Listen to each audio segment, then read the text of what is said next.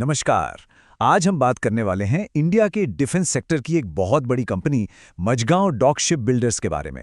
हाल ही में इनके नए फाइनेंशियल रिजल्ट्स आए हैं, तो चलिए उन्हें ही डिकोड करते हैं। तो देखिए, कंपनी का प्रॉफिट तो बड़ा है, जो कि अच्छी खबर है। लेकिन अगर हेडलाइंस पर नजर डालें तो लगता है कि कहानी इतनी सीधी नहीं है। क्या यह सिर्फ गुड न्यूज़ है या इसमें कुछ और भी है जिस पर ध्यान देना जरूरी है? आइए पता लगाते हैं।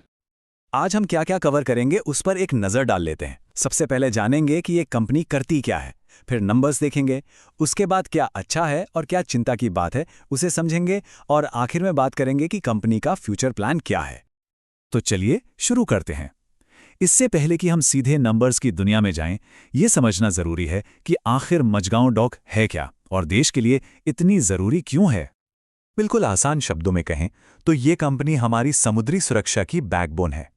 ये सिर्फ इंडियन नेवी के लिए वॉरशिप और सबमरीन ही नहीं बनाती, बल्कि एनर्जी सेक्टर के लिए भी काम करती है। और जरा इस पर गौर कीजिए, ये कोई नई कंपनी नहीं है, 250 साल पुरानी विरासत है इसकी। और तो और इसे नवरत्न कंपनी का दर्जा भी मिला हुआ है, जो इसे देश की सबसे अहम कंपनियों में से एक बना देता है।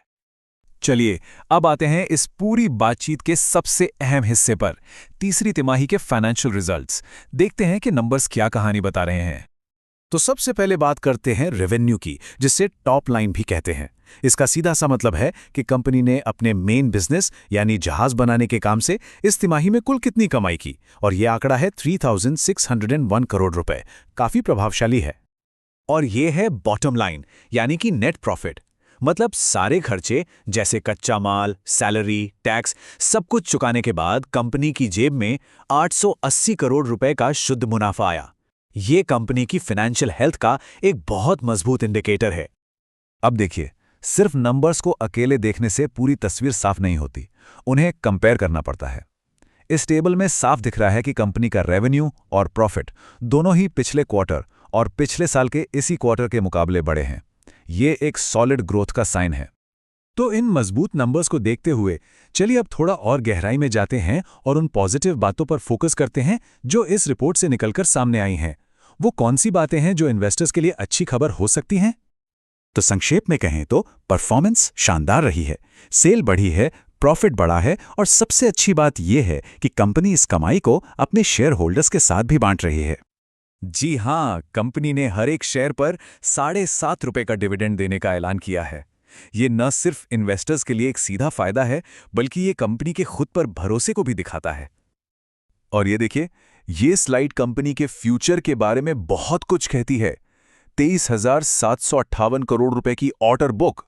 इसका मतलब है कि कंपनी के पास आने वाले कई सालों तक के लिए काम की कोई कमी नहीं है, रेवेन्यू आता रहेगा। ये एक बहुत बहुत बड़ा ग्रीन फ्लैग है।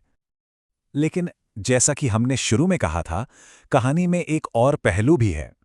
अब रिपोर्ट के उन हिस्सों पर नजर डालते हैं जिन पर थोड़ा ध्यान देने की जरूरत है।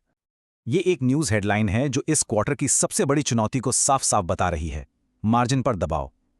मतलब कमाई तो बढ़ी है, लेकिन कमाई का प्रतिशत, जिसे मार्जिन कहते हैं, वो थोड़ा कम हुआ है। आइए इसे और आसान बनाते हैं। सोचिए, मझगांव डॉक ने ज्यादा जहाज बेचकर ज्यादा पैसे तो कमाए, लेकिन उन जहाजों को बनाने का खर्चा, खासकर कच्चे माल का खर्चा, तेजी से बढ़ गया।